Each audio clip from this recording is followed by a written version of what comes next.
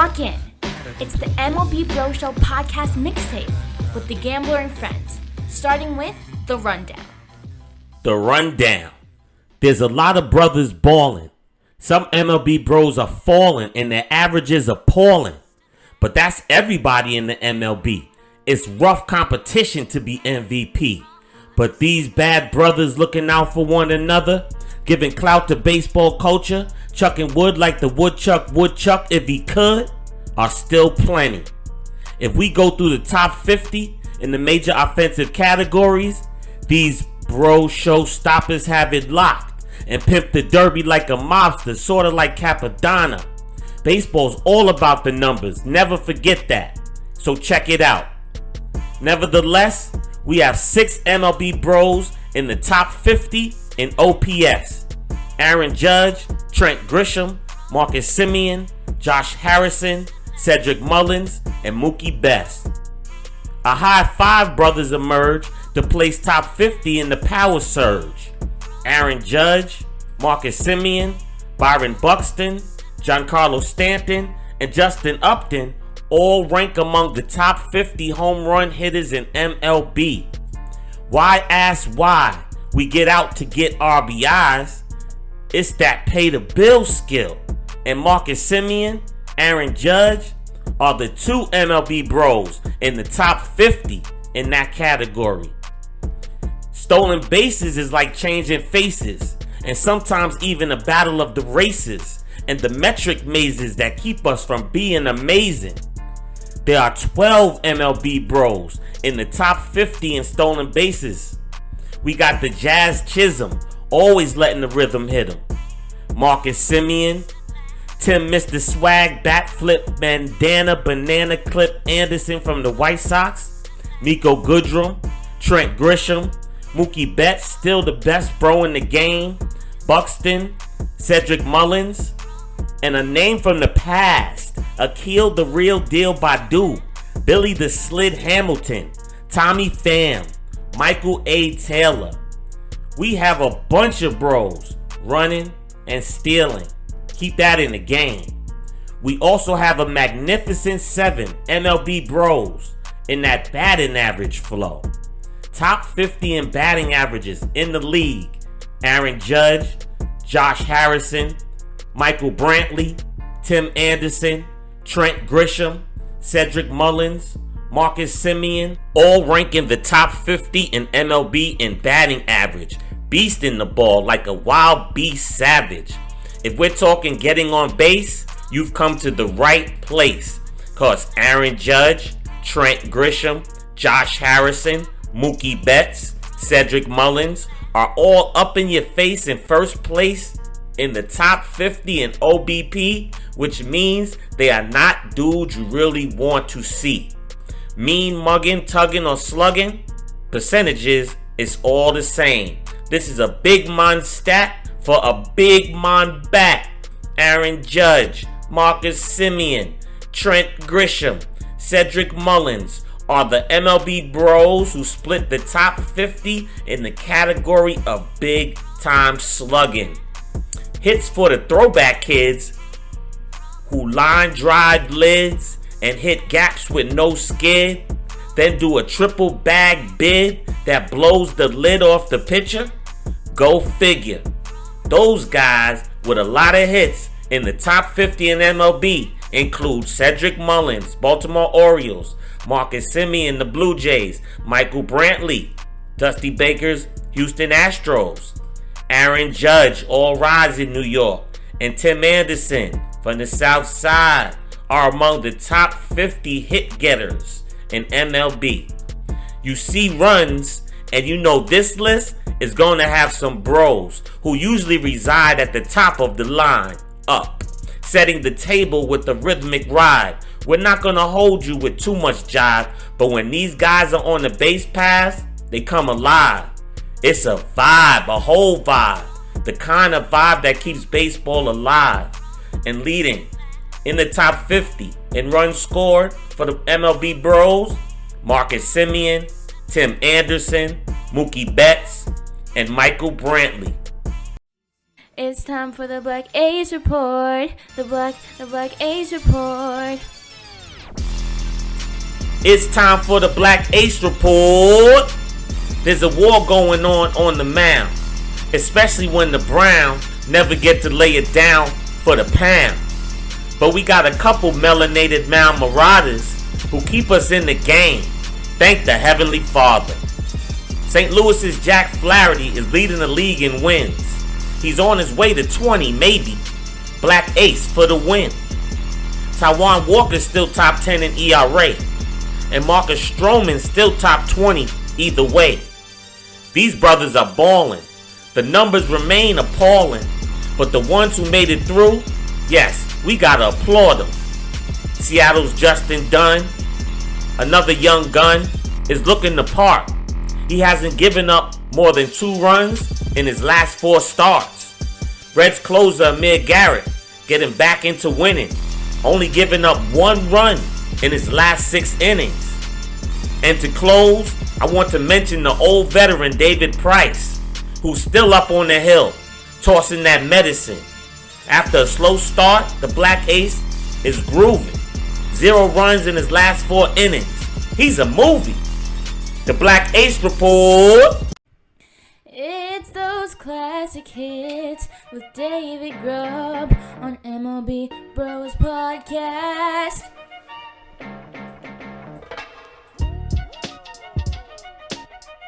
What's up, everybody? I'm David Grubb, and this is another edition of Classic Hits, the spot where we honor the greatest players and characters that Black baseball has ever produced. This week's subject is more notable for the kind of character he displayed on the diamond. Anthony Young wasn't an elite prospect coming out of the University of Houston. He played both baseball and football for the Cougars and was taken by the New York Mets in the 38th round of the 1987 draft. He didn't have overpowering size and he didn't have dominating stuff, but AY was able to work his way up through the minors and to the big leagues by 1991. Young's rookie season was full of promise, but it would also basically mirror the rest of his career. In 8 starts, he went 2-5 with a 3.10 earned run average. Highly productive, not a lot of run support, and not a lot of victories to show for it. At the start of the 92 season, Young got off to a 2-0 start, but then things got weird. On May 16th, Young was shelled by the Cincinnati Reds for his first loss, and he wouldn't win another game for more than a year. 27 straight decisions when it was all said and done, breaking a record that had been set back in 1910 and 1911. Look, I understand if you're wondering how someone could be allowed to lose that many games, but Anthony Young could pitch, both as a starter and out of the bullpen. He lost 5 games in June of 92, and in those games the Mets were outscored 28-5. Though he only went 2-14, as a reliever he still collected 15 saves. His bad luck as a starter carried over into the next season as the Mets kept failing to give him any run support. He averaged just over 2 runs per game when he started. Another 0-5 stretch in June of 93, Young had found his groove again, and on July 28th, the streak finally ended during a relief appearance against the then Florida Marlins. The relief was short-lived for Young, though, as he finished the year with 3 more L's to his name and a 1-16 record. Anthony Young did go on to pitch for 3 more seasons with the Chicago Cubs and the Houston Astros, going 10-16 and retiring with a career record of 15-48. Sadly, he passed away in 2017 after battling a brain tumor. You know, that streak shouldn't define Anthony Young's career. He wasn't a bad pitcher, as his career 3.89 earned run average would indicate. He was a pitcher with incredibly bad luck, but he was a pro. A guy that took the mound no matter what and tried to help his team win. And that's how he should be remembered. This has been another edition of Classic Hits. We know that black don't crack. We know that black don't crack.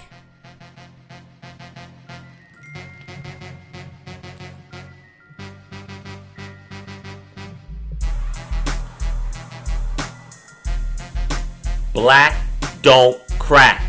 No it don't, never do. So Tristan McKenzie got sent down to the minors. The golden arm kid from Brooklyn, who was supposed to be a breakthrough arm in the Indians rotation. He had command issues and other difficulties this season. His stuff is electric. He gets his share of strikeouts and a lot of batters swing and miss. He just hasn't mastered the art of the craft. Good enough to last more than a couple of innings before the blast. So he'll double back, rehash, work on his mentals and mechanics in AAA. It's humbling, but he won't be the first to get sent down, get their bubble burst. But those who really have it never come back worse, just more determined to leave the competition in a hearse.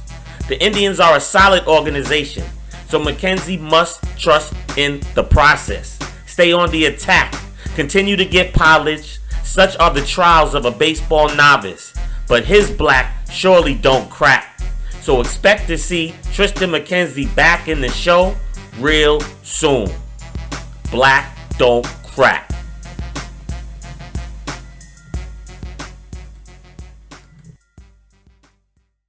MLBBros, we're changing the culture.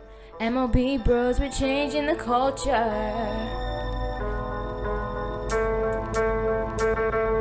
All things must change. And in baseball, there's some MLB bros that's always changing the culture. And the culture of baseball isn't always about those guys that influence the culture. It's just a cultural topic, like this one. People have beat the Tony La Russa situation to death. I'm not going to talk to you about unwritten rules or anything else. I'm not going to beef about the game passing Tony La Russa by and him being out of touch with the younger generation, especially the black and brown and Hispanic players. From what I know about life, no union is perfect, and people from all generations have value as far as the knowledge and experience they have to offer and the role they play in an organization to make it work. Nobody has the perfect style or approach. What we do know is that Tony La Russa has won the World Series with several teams, and he's forgotten more baseball than most of those other managers will ever know. He's definitely old school, yes. He's 70 for Christ's sake. But that wealth of knowledge also gives him an advantage because baseball is still baseball at the end of the day. Yes, baseball culture has changed, but newsflash, there were more black and brown players in the game when La Russa was in his late 40s, early 50s than now. He's pushing 80. Sure, the younger guys ain't gonna like it when La Russa starts talking that old school rules business, but the beauty of baseball lies in the unique way that older traditions and personalities blend with young, vibrant, and progressive players in the game to create this hip-hop waltz of sorts that plays out as the greatest game this country has to offer. So as long as the White Sox are winning, then La Russa's doing his job. Even if he's the old man yelling, "Hey you kids, get off my lawn!" Extra base power. What's up, everyone, and welcome back to another edition of Extra Base Power here on the MLBBro Show podcast. I'm Christian Crittenden here, bringing you some of the best things that I saw from black and brown players in the game of baseball this week. All right, this week I have to show some love to the Kansas City Royals and Detroit Tigers, who both donned the Negro League jerseys over the weekend, honoring the Kansas City Monarchs and the Detroit Stars, two of the most important teams in Negro League history. And just as a side note, in case you didn't know this, in late 2020, after 100 years, 100, think about how long that is, right? The MLB finally decided to accept players from the Negro Leagues and make them major leaguers. But we'll get to that later. As I mentioned before, the Monarchs are one of the most important teams in Negro League history. As members of both eras of Negro League baseball, they won 2 World Series championships, one in 1924 and the other one in 1942, to go along with their 13 Negro National and American League titles. In addition to that, they put players like Jackie Robinson, who broke the color barrier, Ernie Banks, Mr. Cub, and Satchel Paige, dominant righty, all into the major leagues. The Detroit Stars are one of the founding members of the Negro National League. They made their debut back in 1920. The team is going to produce 5 future Hall of Famers, including Norman Turkey Stearns, who is a center fielder. and he was regarded as one of the best players in the game at the time. He had over 200 home runs in his career. The Stars were only going to win one Negro American League title, and that was in 1956. Despite not winning more, or despite not winning a World Series title, they were still a very talented team that produced very, very good players. And they got their shine on the field, so that definitely goes without saying. All right, so it goes without saying just how important it is for us to keep on the memory and keep telling the stories of the Negro National League and the Negro American League and just everyone who played back then. They're very important to the game today. The MLB bros that we see today may not even have the opportunities if it wasn't for the Negro National League and the Negro American League. Jackie Robinson may not even have the opportunity to break the color barrier back when he did if it wasn't for him playing with the Kansas City Monarchs. I mean, let's keep the history alive. And the teams wearing the jerseys for the weekend or for the week is whenever they do throughout the season. It's only a small part of keeping the history alive, but it's very important because it gives people the opportunity to see the teams and research and look up and just see how good these guys were. I mean, you hear the stories about the Negro National Leaguers and Negro American Leaguers beating up on the white semi-pro teams back then, and they obviously thought they were better than the Negro Leaguers, but they weren't. So let's keep the memory alive, everyone. And that's all for Extra Base Power this week on the MLBBro Show podcast. Make sure you tune in next week for more. I'm Christian Curtis. That's it for another episode of the MLBBro Show podcast mixtape. Tune in next week for our unique take on the latest and greatest news about black and brown ballers in Major League Baseball, as only The Gambler and MLBBro.com can deliver. Thanks to David Grubb for his classic hit segment, Dope As Usual, and the young tongue, Christian Crittenden, who blasts us off with his Gen X Express Extra Base Report. Peace.